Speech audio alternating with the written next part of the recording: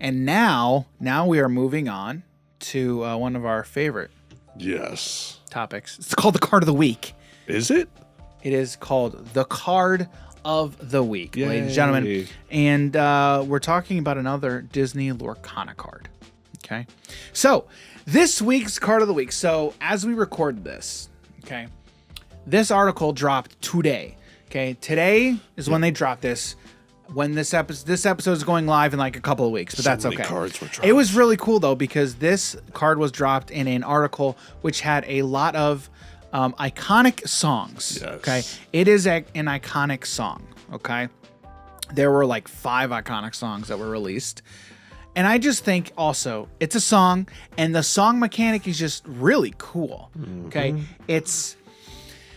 It's unique. It is unique, but it fits. It fits within the IP very, very well. Okay. I just realized I did not do this on purpose either. When I talked about Aladdin, Yes. I didn't do it on purpose. Here it is. But the card of the week is A Whole New World. A whole new world. Can you That's sing? all I know. I was gonna say, can you sing the song? All right, so A Whole New World. A Whole New World. Something about a point of view. I don't know. Yeah. Yep. Brand new point of view. I don't know. That's all I've sung this song. So there have been times where my wife and I and the kids, we've been driving, and my wife and I start singing it. I of course sing the Aladdin parts. My wife sings the Jasmine parts. Got my kids in the back. They're like, "Mom, just stop." No, I will not stop. No, I don't think I will. Don't think I will. All right. Anyway, it is A Whole New World. It is a 5-cost song action in steel. It is uninkable. So I should say it's an uninkable 5-cost song in steel. It's called A Whole New World. Why'd you have to put emphasis on that though? You know For what? me? I don't care. Yes. Can you say it? Say it, Jim. Well, no. All right. And It's a bad card. It man. states each player discards their hand and draws 7 This card's so cards. Why is this card so good, Jim? Dan, you get to refill your hand to 7 cards. Sure. But my opponent does too. Doesn't matter. It really doesn't. Doesn't matter. It literally doesn't. All right. Because all right, there's a lot of different things you could be doing here. Okay. If you know your opponent's playing control and they're gonna have a lot of cards in hand, discard all of them. They'll probably gain like 1 or 2 cards. Yep. Or they gain nothing from it and they have to pitch their whole hand. And you're like, oh, I'm playing an aggressive strategy. I'll gain 7 cards. Oh, dude. It's in So steel. And it's in steel. Yes. So you're definitely playing a little bit of aggro. Okay. Now, first of all, when I saw this card, this card is Wheel of Fortune. It is basically Wheel of Fortune from Magic the Gathering. Wheel of Fortune is 2 in a red for the exact same effect. Yep. Each player discards their hand and draws 7 cards. Yep. Okay. Now, are you surprised that this effect is being printed in the first set of a game? A little bit. And it's not a song. I know. So now it's like free, Dan. Oh my goodness. And so I actually want to do like an entire video, and who knows, maybe by the time that this podcast is live, we'll have already done this video.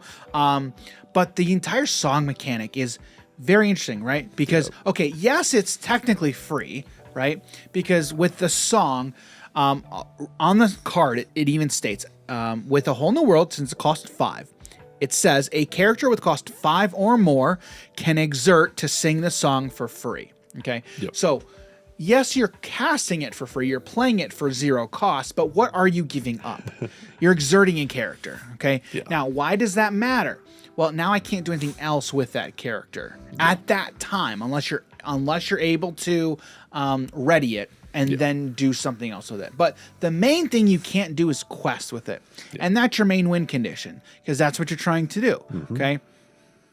One of the things that I'm enjoying about analyzing this game is the way we think about this game and cards within the game are fundamentally different from how we think about and evaluate other cards in other games. Yeah. Right? Because, okay, I now cannot utilize this character or Glimmer for anything else but singing the song. Right? So it's like, what are you giving up? you have to see what you're giving up, right? Because in most cases, it may be a lot or it may be a little bit. So if I'm casting a whole new world for free, I absolutely love it. It is so good. But then it's like, okay, well, what am I giving up? I don't even think I care. I don't. But it depends on what's going on. It depends on the board state. Depends on what's going on board. If you're casting it for free, I think the upside is so much higher than what it is you're losing out on.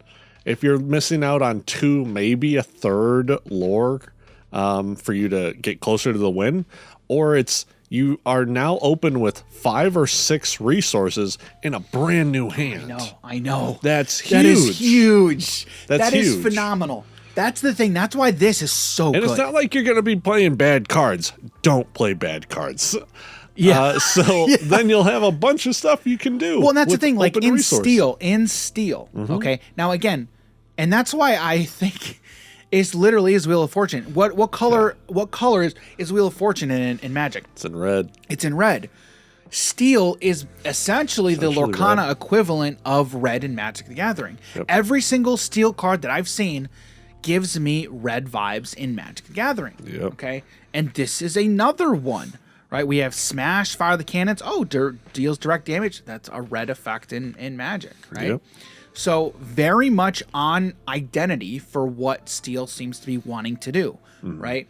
Now again, we're making comparisons to other games to make sense, right? For us to follow logically, right?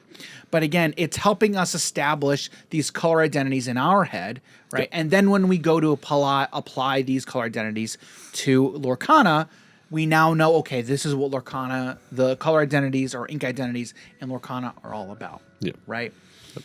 So that being said, I mean, I still cannot believe that we're seeing this in set number 1, right? But again, imagine casting this for free, and now you have all of your resources available to you, all of your resources available to you, to play everything else that's in your hand now.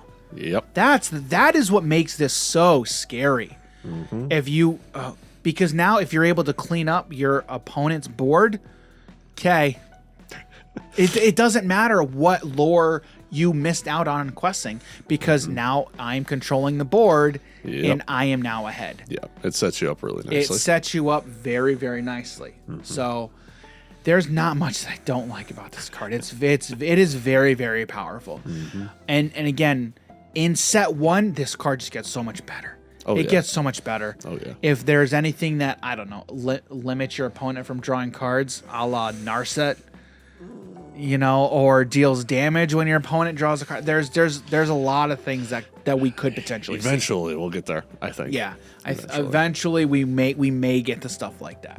So I don't know. When I saw this, I'm just like, are you kidding me?